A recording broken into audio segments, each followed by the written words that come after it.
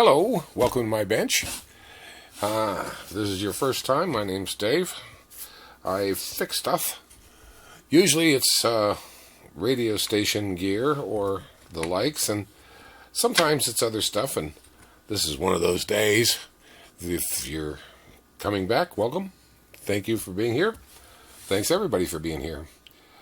On my trips around the country in July, August, and September, and a little bit of October, you may have noticed I was gone.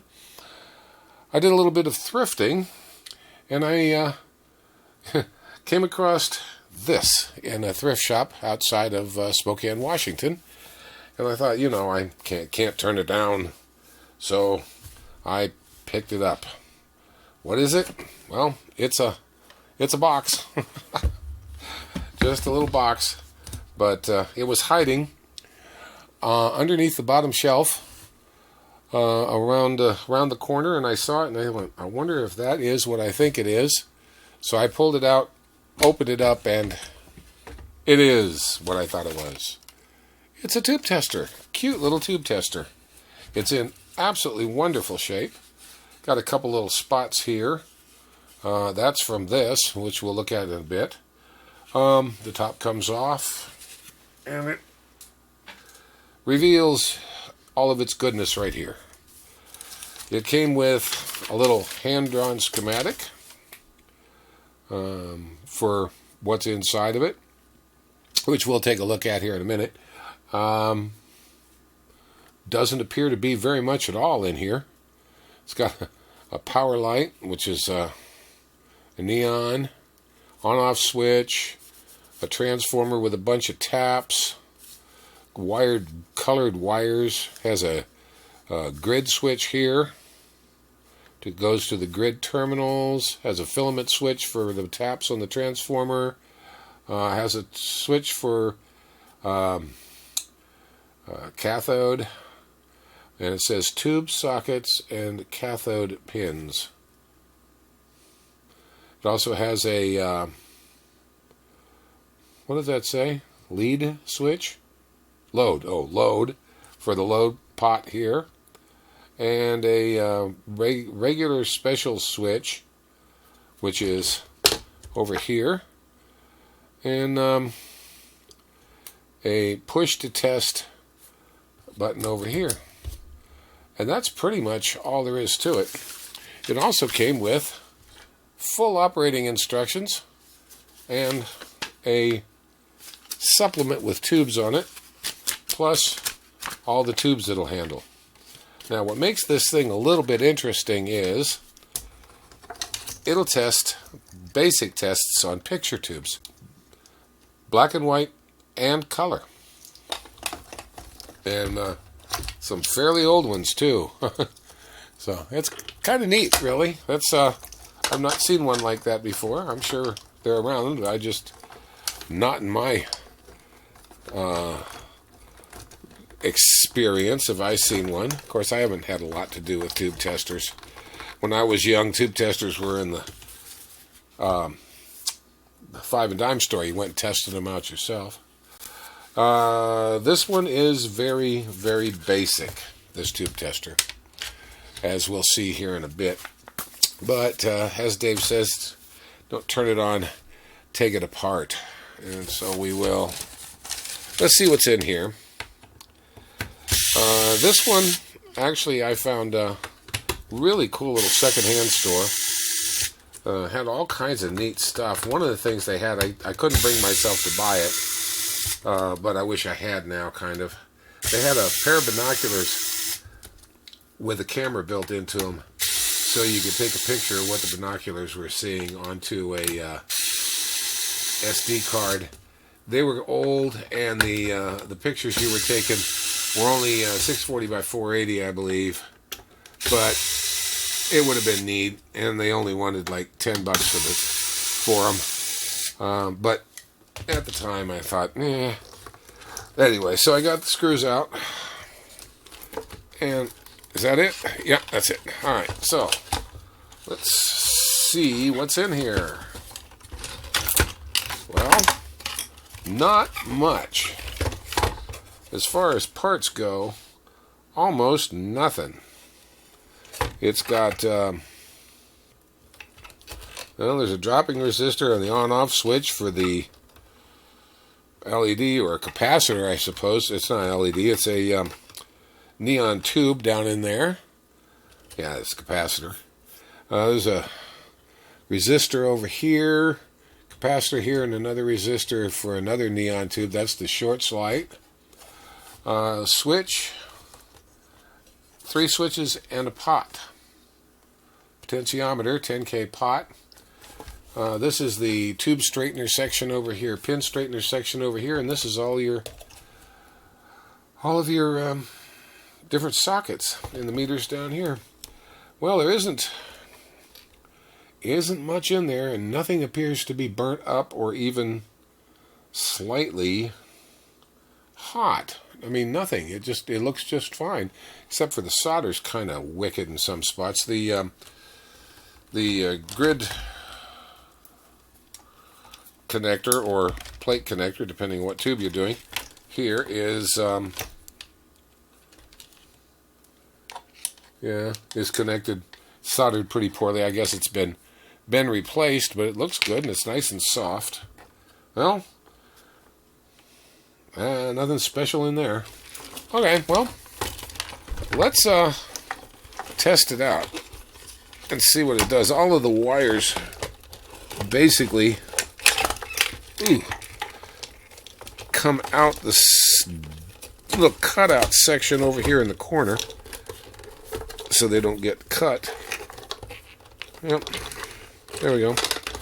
And it all just basically, the only thing holding it together is screws down there. Alright, well, let's put the screws back in. Yeah, this, I got a couple other things that I found while I was out there digging around, and we'll be going through theirs later. One of them is really kind of cool, but I have to find a part before I can even show you that. I have to find something to go with it because it's a little strange, but it'll be fun to watch. This video here is just a quickie on the tube tester. I don't know what I'm going to do with this. I have a tube tester, and this thing really isn't anything special. Alright, so there we go. Now, let's plug this thing in. We'll plug it into the light bulb over here. And it's off. Turn it on. And let's see what happens. It's in regular. Everything's good. Okay. And here we go. Click. Wow. Light came on. Nothing burned up. That's cool. Accurate Instruments Company, Inc. Neat, clean little box. This thing's in really good shape. It's got a little, like it had a piece of tape over here. I'll clean that off. But it's all in good shape. The meter, it's winter. The meter's very much affected by static. So, anyhow, it's on. Let's try a tube. What have I got? I pulled out a couple of tubes here before we started this. Here's one. It's a 6AL5. So, look it up in the book. See what we're supposed to do. Well, let's see what it's supposed to do. Insert the line cord, turn the thing on. Locate the number of the tube in the book. And set the controls filament G, K, and load to the position specified. The regular special switch should be in the regular position unless S appears on the load column of the tube chart. If the S appears, put the load into special. Insert the tube into the socket column in the tube chart and allow 15 seconds for it to warm up. If the tube has a top cap, connect the top cap connector as shown. Observe the short lamp, which is out over here. A continuous glow of the indicator lamp. denotes a short or leakage between cathode and heater or between cathode and control grid. This test will indicate over 95% of all shorts which occur in most tubes. And then tube quality test. If the tube is shorted, just discard it without making any quality test to prevent possible damage to the tester. That's a good thing on all testers. If the thing's shorted, don't test it. If the tube's not shorted, move the press for quality switch, which is right here, down to the quality position and read the tube quality on the appropriate scale. Good, bad meter scale up here. Pretty much it. The top good, bad meter scale is used for most tubes. If the meter reads in any portion of the green good scale, the tube is good. If the tube chart listing for this tube is preceded by an asterisk, read the bottom diode scale on the meter. A meter reading in the diode's OK section of the scale indicates a good tube. All right, so maybe I'll have to find one. All right, if a tube is listed more than once, do it more than once. Okay, so we got a 6AL5, 6AL5, it's right there. It says I want D, 2, 5, and 25. So D, that must be 6.3 volts. 2, 5, all right, yeah, 5 and 25, and it goes into socket 1.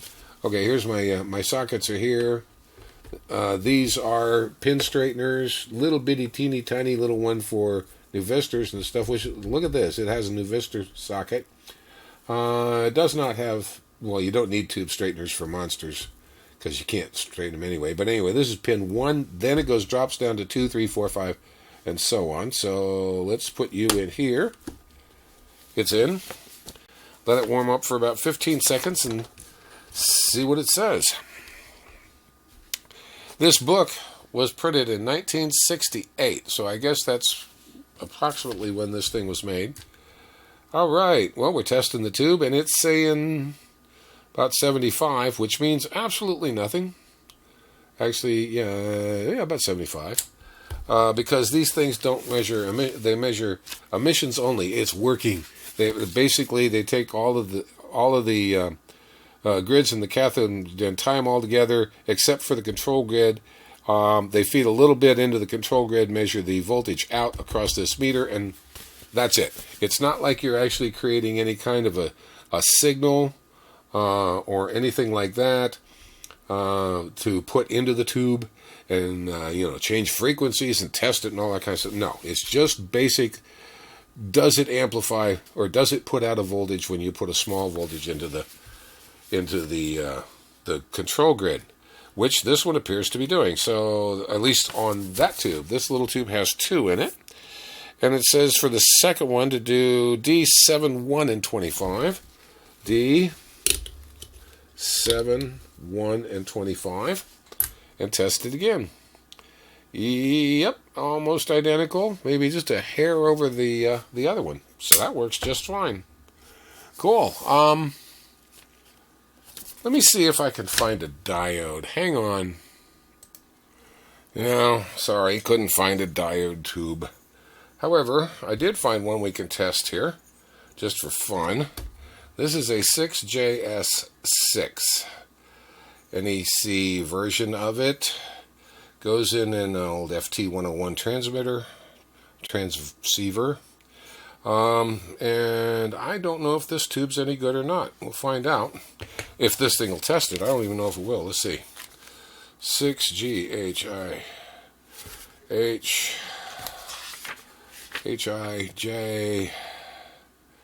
S6. Cool, 6JS6. It says D5230 socket 14. D5230 and socket 14. And Cap just barely fits. Okay, so that's my plate on this. It is lighting up, and this one has this little part over here. What it says about that, the thing in this column, it says additional shorts test.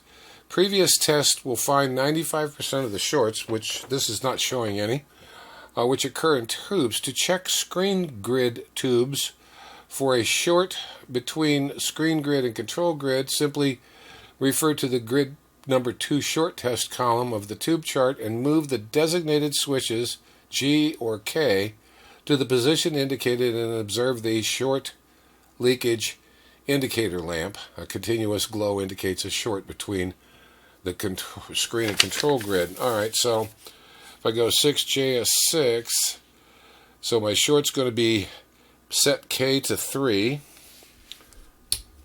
And no, we have no short there. K to 3. Alright, well, it's heating up. Let's see what it says for a tube. Whoa. It says it's pretty good tube. Interesting. So I guess this little tube tester works fine. I have no idea what I'm going to do with it.